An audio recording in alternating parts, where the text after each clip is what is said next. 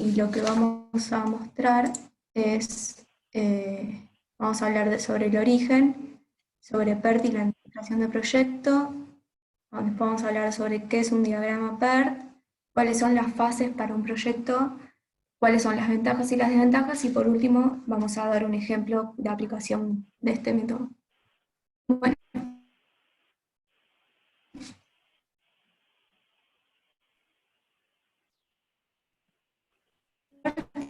es una técnica, esta herramienta se usó en el año 1957 debido a que un almirante, William Raborn, reconoció que su equipo necesitaba una planificación integrada y un sistema de control que sea fiable para el programa de misiles balísticos Polaris. Fue entonces cuando oficiales especiales de la Marina de Estados Unidos y colaboración de otras empresas se empleó a fondo para crear lo que hoy se conoce como PERT. Esta es una técnica capaz de relacionar actividades y calcular la duración exacta del proyecto, tiempos y costos anuales. Con ello se podrá identificar la secuencia de estados más larga e irreducible para la ejecución de un trabajo.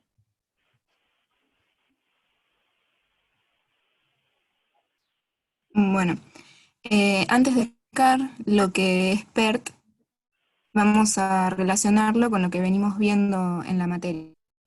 El PMI, a través de la guía del PMBOK, nos provee sobre las cuales las organizaciones, las empresas o nosotros mismos podemos construir nuestras metodologías, procedimientos y reglas para llevar a cabo la dirección de un proyecto. Los fundamentos que nos presentan están organizados en los siguientes títulos que se ven en el gráfico, y nosotros vamos a presentar una metodología para la gestión del cronograma del proyecto. La gestión del cronograma del proyecto incluye los procesos requeridos para administrar la finalización del proyecto a tiempo. Estos procesos incluyen la planificación, la definición de las actividades, su secuencialidad, estimar la duración de estas actividades, desarrollar un cronograma y, por último, el control y el monitoreo del mismo. Dari.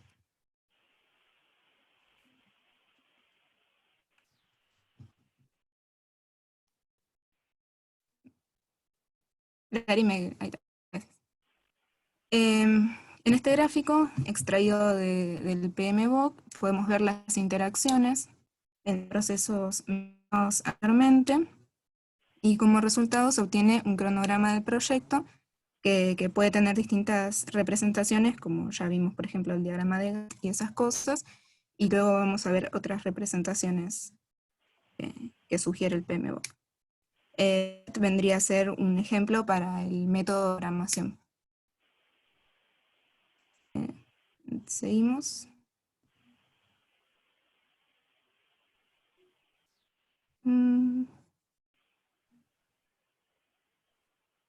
Se trabó.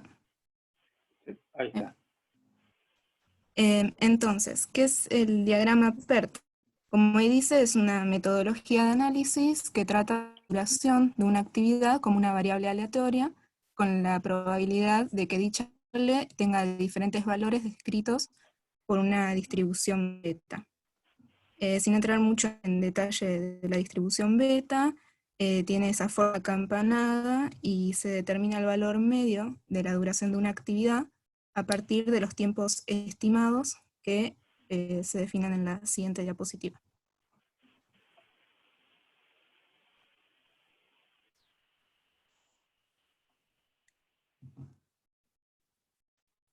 Bien, el tiempo optimista de una actividad es el que se estima si el desarrollo de la actividad transcurre de forma perfecta o ideal. En la práctica se suele tomar como el tiempo récord en que una actividad similar haya sido ejecutada. Y generalmente en la práctica uno no da el tiempo optimista de proyecto. Después hay un tiempo pesimista, justamente lo contrario, cuando la actividad ocurre de manera deficiente o cuando se materializan los riesgos que tiene la ejecución de esa actividad. Y por último, entre el tiempo más optimista y el tiempo pesimista, tenemos el tiempo más probable, que se suele dar a conocer, y se estima cuando la actividad transcurre de forma normal, se toma como el tiempo más frecuente de la ejecución de una actividad de iguales características. Y a partir de estos tiempos podemos calcular el valor medio de la distribución, lo que llamamos el tiempo esperado, y se calcula con esa ecuación que vemos en la diapositiva, que es la estimación optimista más 4 veces la más probable, más la pesimista, dividido 6. Eso tiene que ver con la distribución. Entonces, sabiendo todo esto, podemos entonces empezar a planificar un proyecto con PERT.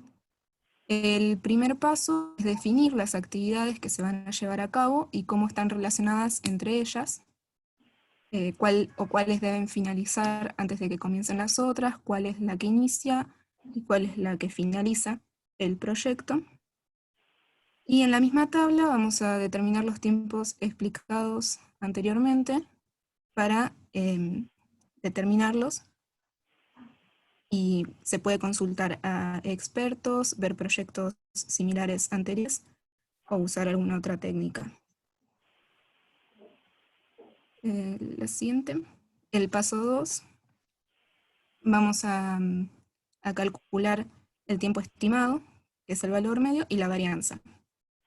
El tiempo estimado va a ser útil para determinar la ruta crítica del proyecto. Y dado que se considera que los tiempos quedan definidos por probabilidades e incertezas, producto de la aceptación de un cierto riesgo de cumplimiento, vamos a calcular la varianza de cada actividad.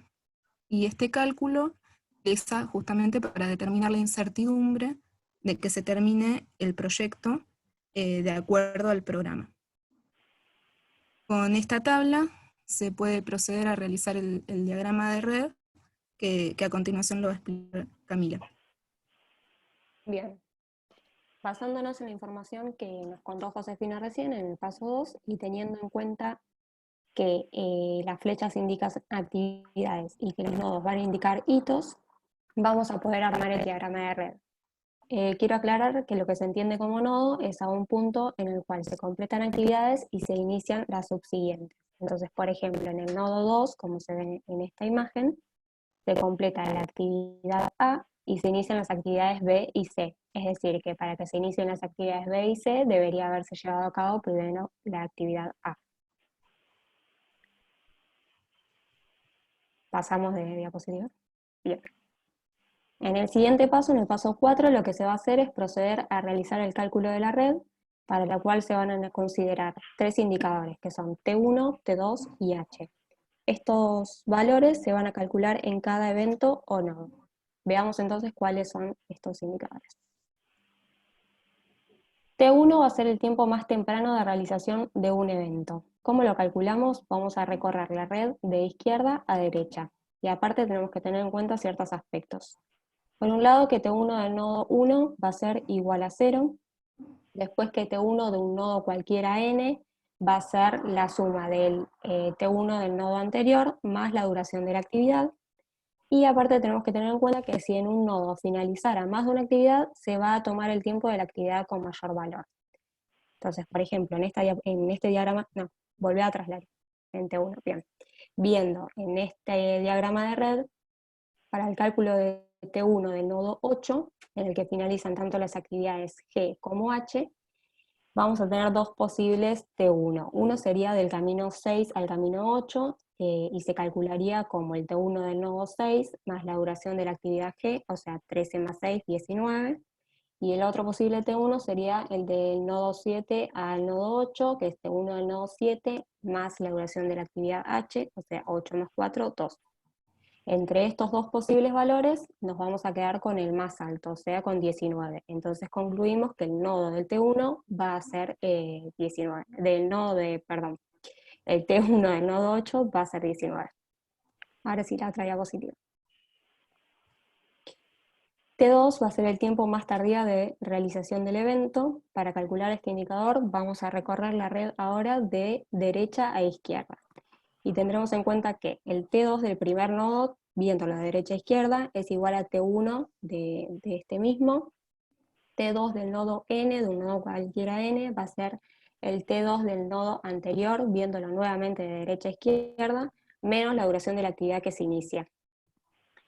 También vamos a tener en cuenta que si en un nodo finaliza más de una actividad, se va a tomar el tiempo de actividad con menor valor. Entonces, viendo otro ejemplo rápidamente en este diagrama de red, tenemos que para el cálculo del T2 del nodo 1, en el cual se dan tanto el inicio de las actividades A y B, tendríamos dos posibles. Del camino 3 al 1 tendríamos que T2 sería T2 del nodo 3, o sea 9, menos la duración de la actividad B, que es 2, entonces tendríamos que sería 7, y la otra posibilidad es que T2 del nodo 2 es 6, menos la duración de la actividad A, que también es 6, va a ser 0. Entre esos dos, el más chico es 0, entonces me quedo con ese T2, y concluyo que T2 del nodo 1 es 0. Por último, tengo el tiempo de holgura, que sería la diferencia entre T2 y T1. Esta holgura, dada en unidades de tiempo, corresponde al valor en que la ocurrencia de un evento puede tardarse. Entonces, los eventos en los cuales la holgura sea igual a 0 van a corresponder a la ruta crítica. Entonces, la ocurrencia de estos eventos no puede tardarse más de lo que está previsto por el cronograma, ya que si lo hiciera, se retrasaría la finalización de todo el proyecto. En este ejemplo vemos que el camino crítico está dado por las actividades A, C, E, G, I y J. Bien, seguimos. Como les mencionó Josefina, en el paso 2 se calculaban tanto el tiempo estimado como la varianza. Ahora lo que vamos a hacer es calcular la varianza del proyecto total.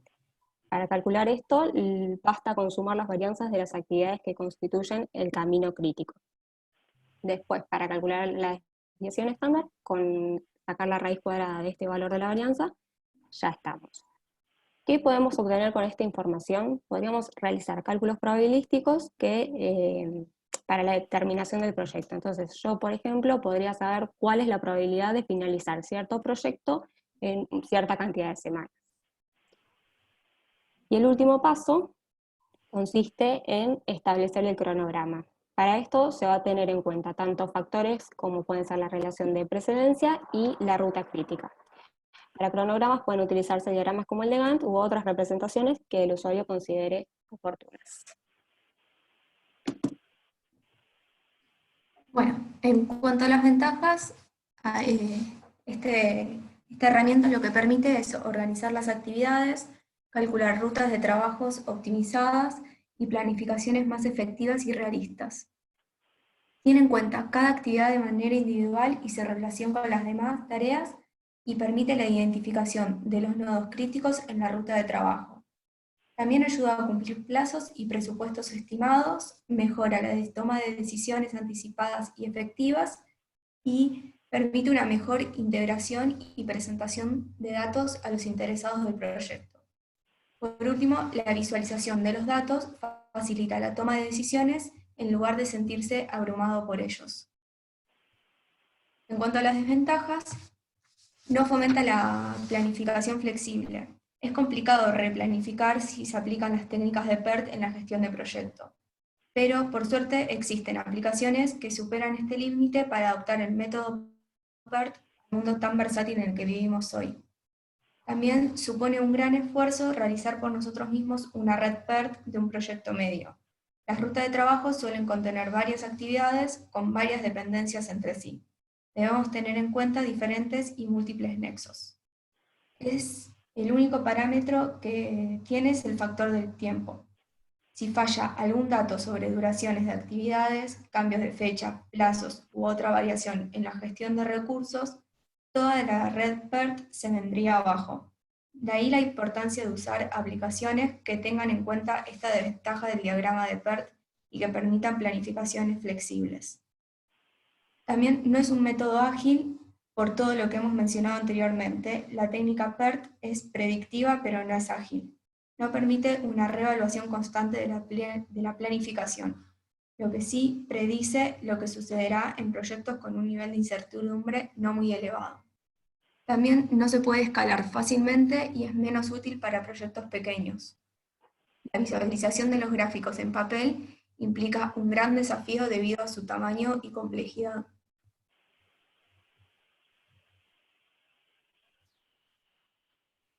Pero ahora vamos a mostrar un ejemplo y nosotros decidimos ver cómo realizaríamos una fiesta. En primer lugar, tenemos que definir cuáles van a ser nuestras actividades a realizar. Entre las 4 vamos a elegir el lugar de la fiesta. Luego, la siguiente actividad, Lara y José se van a encargar de invitar a la gente, y Cami y yo vamos a crear una lista de canciones. Luego, al finalizar estas 2 actividades, nos vamos a reunir las 4 a limpiar el lugar. Y al finalizar la limpieza, 2 de nosotros nos vamos a encargar de comprar la comida y desechables, una de comprar las bebidas y otra de conseguir el parlante. Y por último, vamos a poner las mesas y las sillas. No pases. Luego de ver las actividades, tenemos que determinar cuáles van a ser las actividades precedentes. Como sabemos, elegir lugar va a ser la primera actividad, por lo tanto no tenemos una actividad anterior. Invitar amigos y armar una playlist van a ser actividades que se van a realizar de manera al mismo tiempo. Entonces van a tener la misma actividad precedente que va a ser la A. Luego vamos a limpiar el lugar. Y para limpiar el lugar tenemos que haber terminado la invitación de los amigos y el armado de la lista de canciones. Después de limpiar el lugar, vamos a realizar estas 3 actividades de forma conjunta: la compra de las bebidas y desechables, las bebidas y conseguir el parlante. Por lo tanto, de esas 3 actividades, la actividad precedente va a ser la D, y la última actividad de poner las mesas y sillas se va a llevar a cabo una vez que terminemos de las compras y el conseguir el parlante. Ahora sí. Como segundo paso, tenemos que calcular el tiempo estimado y la varianza de cada actividad. Para ello, primero tenemos que determinar el tiempo optimista, el tiempo más probable y el tiempo pesimista de cada actividad. Por ejemplo, nosotros, como realizamos bastantes fiestas, sabemos que el tiempo optimista, o sea, la vez que elegimos el lugar de forma más rápida, tardamos 1 hora. Y la vez que tardamos más, o sea, el tiempo pesimista fueron 3 horas. Pero el tiempo más probable son 2. Con este criterio completamos toda la tabla y luego calculamos el tiempo esperado y la varianza utilizando las ecuaciones antes dadas y que se encuentran en la diapositiva. El próximo paso es hacer el diagrama de la red. Para esto tenemos que observar las actividades y su tiempo esperado. Entonces, vamos a armarla. Vamos a comenzar con la actividad A, que es elegir el lugar, y va del nodo 1 al 2. Y tiene un tiempo esperado de 2 horas. Luego del nodo 2 al 3 ponemos la actividad B, y también tiene un tiempo esperado de 2. Del 2 al 4 tenemos la actividad C, y después del nodo 3 al 5 tenemos la actividad D. De la 4 a la 5 no podemos dejar sin poner una actividad, o sea, sin cerrar los nodos. Entonces ponemos líneas punteadas que indican actividades ficticias de duración 0. Luego de esta forma seguimos completando la gráfica.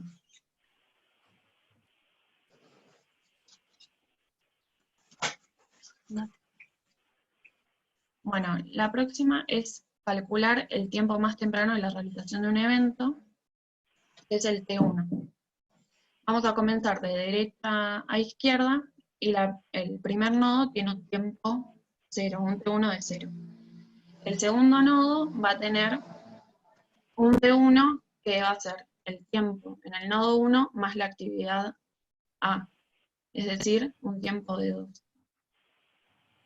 Y la actividad, después vamos a calcular en el nodo 3, que también tenemos la actividad B, que tiene una duración de 2 horas, y el nodo 2, que tiene una duración de 2. Entonces, sumando, tenemos que el T1 de 3 es 4. Bueno, lo mismo hacemos con el nodo 4, pero ahora tenemos nuestro problema, va a ser en el nodo 5, en donde tenemos que sumar tenemos dos actividades que ingresan a ese nodo. En el nodo 5 tenemos que, si calculamos T1, tenemos que sumar el tiempo del nodo 3, que es 4, más la actividad de 2. Y también tenemos que ingresar de la otra rama, del nodo 4 tenemos un tiempo que es 3 y de 2. En la de arriba nos da 6, pero la de abajo nos da 5. Como nos tenemos que quedar con la de mayor valor, nos quedamos con un T1 de valor 6. Bueno, así completamos todos los T1 de cada nodo y vemos que en el nodo 9 tenemos un T1 de 10. La siguiente.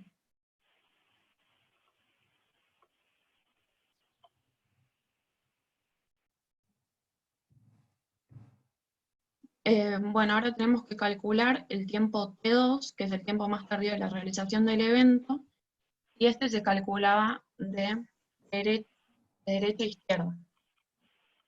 Entonces decimos, Perdón, corrección, el anterior era de izquierda a derecha, hijo de ahí derecha dije a al izquierda. revés, Sí. perdón, El anterior era de izquierda a derecha. sí, Adelante.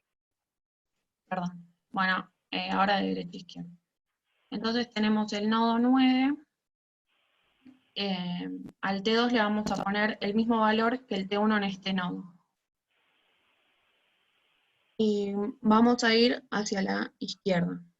Entonces en el nodo 6 tenemos que T2 va a ser 10 menos la duración de H, que es 1, y tenemos 9. Lo mismo va a suceder en el nodo 7 y en el nodo 8, porque las actividades que se llevaría a cabo sería la H, que tiene valor 1. Y luego en el nodo 5, que es donde por ahí tendríamos un problema en seleccionar con qué valor de T2 nos quedaríamos, tenemos que recordar que nos quedamos con el de menor valor. Entonces sabemos que el T2 del nodo 6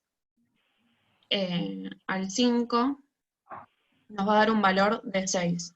Del 7 al 5 nos da un valor de 8, y del 8 al 5 nos da un valor de 7. Por lo tanto, nos vamos a quedar con un T2 de valor igual a 6. Bueno, de esta forma completamos hasta llegar al nodo 1, que nos queda con un T2 igual a 0.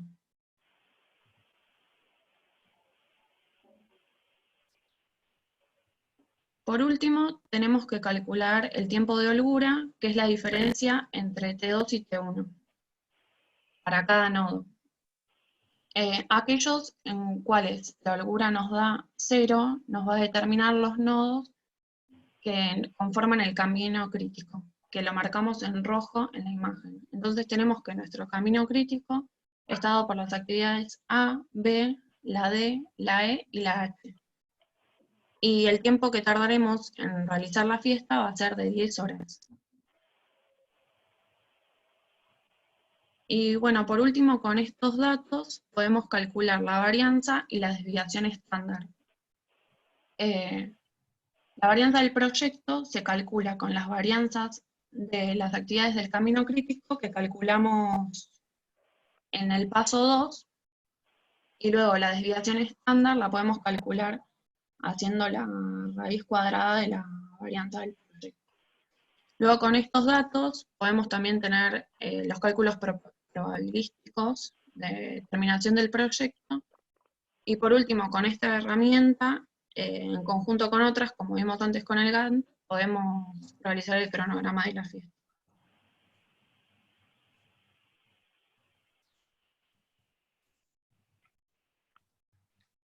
Muy bien.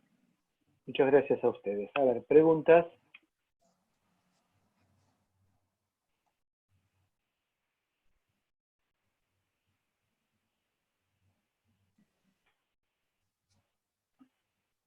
¿No hay ninguna pregunta?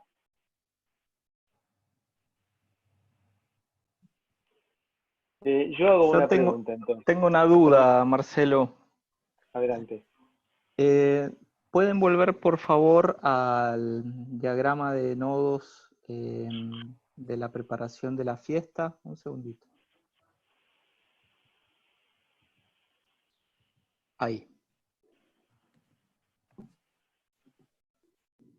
Vamos a esperar que se estabilice.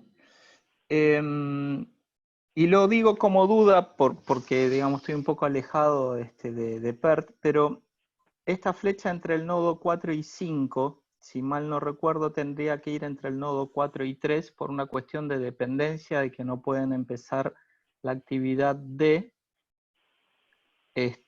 según lo que dice ahí, sin haber terminado B y C. Lo mismo pasaría con los nodos 7 y 8.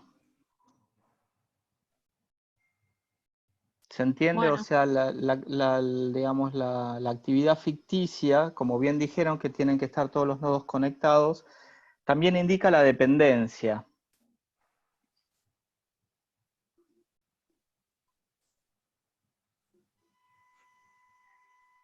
Bueno, ¿Se no lo entiende? habíamos leído así, pero está bien. Entiendo. Claro, o sea, ustedes como no pueden empezar la actividad D, según lo que marcaron aquí, cuyos precedentes son B y C, cuando ustedes plantean en esta flecha ficticia que vaya del nodo 4 al 3, lo que están indicando es que justamente la actividad D, que arrancaría en el nodo 3 hasta el nodo 5, no puede empezar sin que termine la C y por supuesto la B. Me parece que hay un error en la tabla esta. ¿Pueden ir a la tabla anterior, por favor?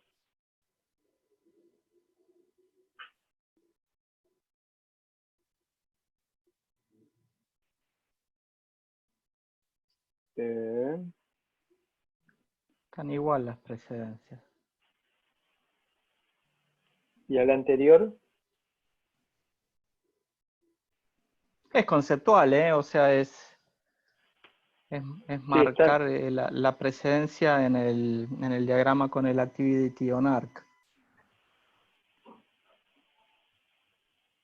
Sí, creo que arranca mal, de acuerdo a lo que dijeron, que me parecía muy lógico, está mal hecha implementada en esta tabla. Pero de cualquier manera, contaron cómo cómo se dividían las tareas, y lo implementaron mal en la tabla que estamos viendo. Entonces, una vez que implementaron esta tabla, es decir, esta tabla no coincide con lo que dijeron. Y a partir de esta tabla, todo lo que viene a continuación no coincide con el planteo que dijeron. Pero a partir de aquí, sí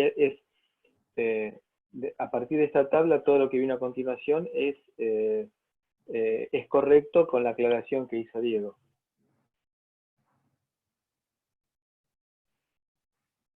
Bueno, igual no entendí el error, pero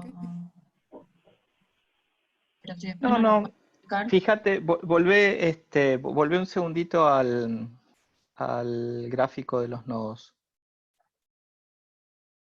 Fíjate, por ejemplo, la actividad B, según el diagrama de nodos, no puede empezar sin que la actividad A haya terminado, ¿sí? Por una cuestión clara de que no puedes ir del nodo 1 al nodo 2 para empezar sin hacer A.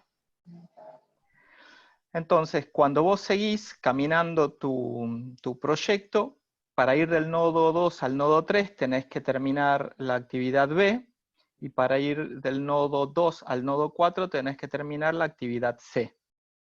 Ahora, para ir del nodo 3 al nodo 5 tenés que terminar la actividad 2 previo a haber hecho la B. Eso está clarísimo porque no podés quedar parada en el nodo 3 si no hiciste la B. Pero para poder hacer la actividad D, según tu precedencia, también tenés que tener terminada la actividad C. Es ahí en donde esa flecha punteada debe apuntar del 4 al 3 Sí, para creo que sí. indicarte... ¿Cómo? Perdón, creo que nosotras lo vimos de la forma como decís vos, que iría la flecha de 4 a 3, pero también de la forma que dibujó Maca. Quizás encontramos una forma errónea, pero creo que la idea igual nuestra era decir que la actividad D se realizaría luego de realizar la C. Esa línea punteada para nosotros significa eso. No sé si Eso me está explico. clarísimo. A Claro. ver, les digo a las 4, la presentación estuvo bien hecha. Digamos, me paré en un punto conceptual que me parece interesante de marcar. Lo podemos ver para la clase que viene. Véanlo ustedes por su lado, yo lo veo por el mío. Así lo Pero me dejamos parece, de claro. acuerdo con lo que aclararon ahora, es un tema de nomenclatura en la presentación del gráfico. La línea punteada quiere decir que del camino 4 digamos, no está vinculado directamente con el 5, sino no hay forma de representarlo, la vinculación entre 4 y 5 en forma directa. Lo mismo que 7 y 8 con 9. Sí, porque para mí la flecha iría de 8 a 7 y de 7 a 6 y después de 6 a... O de 6 a 7 y de 8 a 7 para que quede bonito y después de 7 al 9.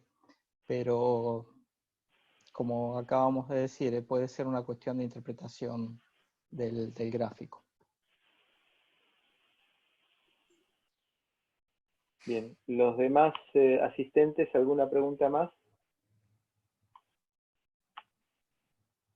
Bueno, muy bien, muchas gracias. Muchas gracias, chicas. Entonces, hacemos un cortecito ahora y seguimos en